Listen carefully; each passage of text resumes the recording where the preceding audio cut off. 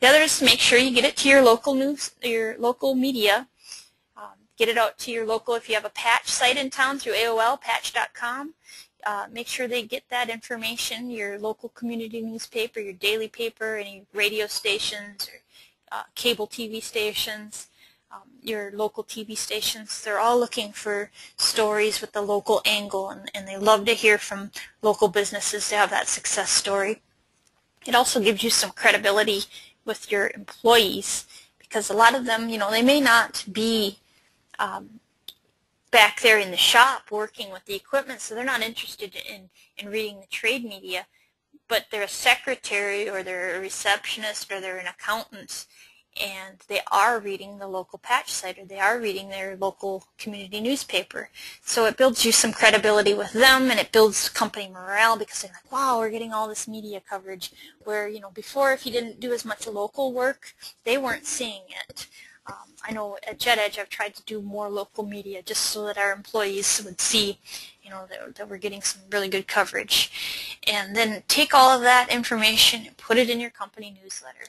Somebody just asked me the other day, they said, JetEdge has such a great newsletter. How do you come up with all that content, though? It must take forever.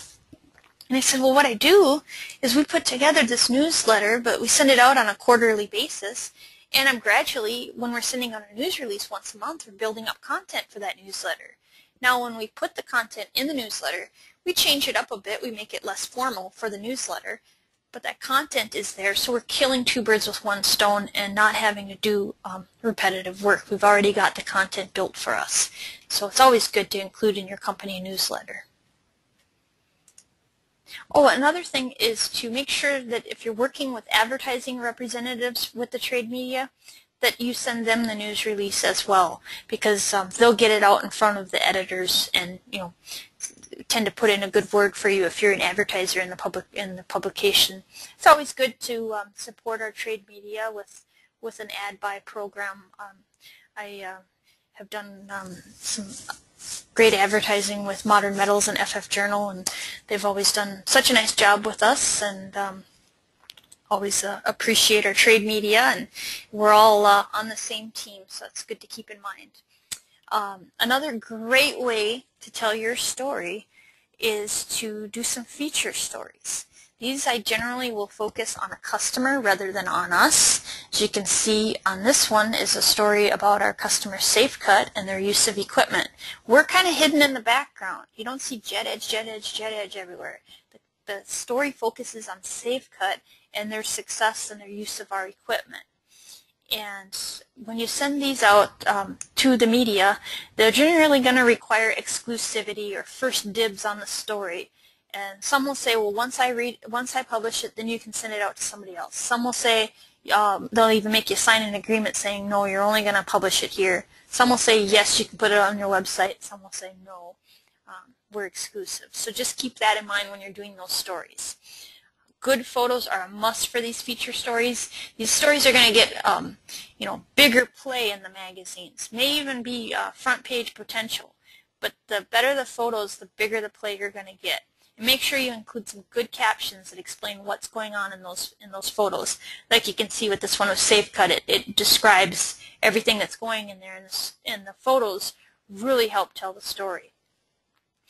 And say you don't have time to write it, or you don't have the writing abilities, you can always call the media, pitch the story to them, ask them to write it, and generally you can get some good publicity out of that.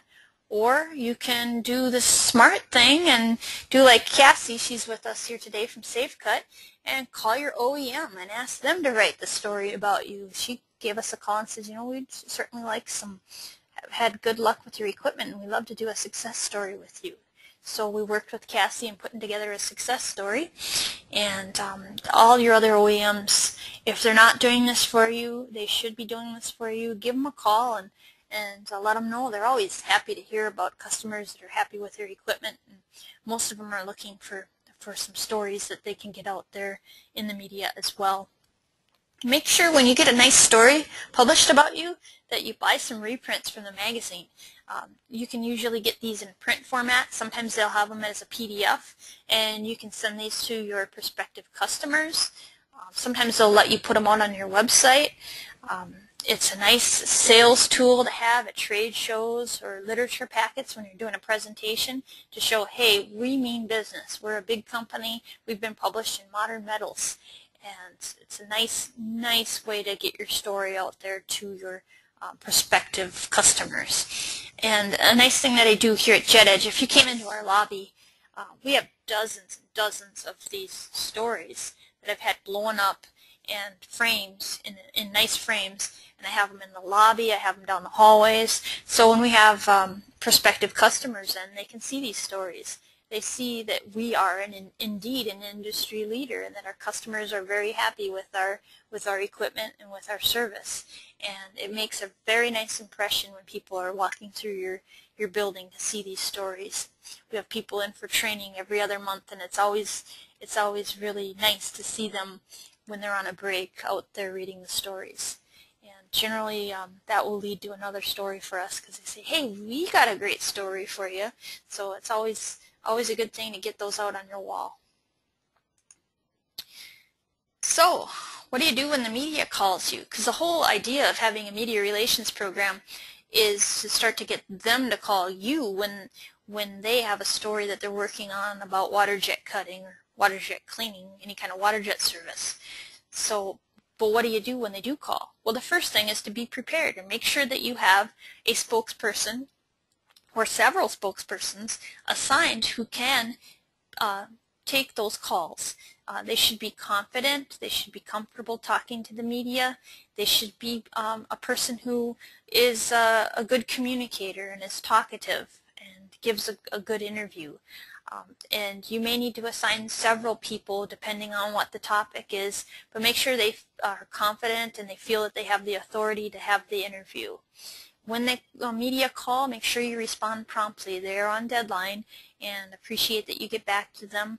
It's always a nice kindness to ask them when their deadline is, so you can kind of work that into your schedule and make sure that that you're getting the media coverage and you're not missing their deadline, and all of a sudden your competitor's in the story but you're not in there. Make sure that when you're working with the media that you know that as you're talking to them and doing the interview that you are on the record, and what you say could appear in print or out on the web, and just keep that in mind. Now, these are our trade media. They're not out to get us. They're on the same team as us. A lot of times if you ask them to review the portion of the story that pertains to you, some of them will allow you to review that, or at least go through some questions with them if you have any questions before the story gets published. So what do you do if they ask you a question, you don't know the answer, or your mind just simply goes blank? It happens to all of us. The best thing to do is not to make up an answer, but to just simply say, I don't know, but I will try to find out the answer, and then or refer to them to somebody who does know, and then get back to them with the answer later, maybe through an email or another phone call. If your mind goes blank, your mind goes blank. It happens. Just tell them, can I give you a call back later, or shoot you an email? I just simply, it's slipping my mind right now. That's fine. It's not a problem at all. Make sure that you say thank you for including us in the story, for thinking about us, and taking the time to do the interview with us. They didn't have to call you. They could have called your competitor down the road. There's plenty of other people that they could include in their story, so it's always nice to just say, hey, thank you, really appreciate it, right after the interview, and then again after the story is published. It's just nice to say thank you. Hey, errors happen sometimes. You may be misquoted, or something might not be printed exactly the way you were hoping for. If it's a minor error, sometimes it's just better to just let it slide.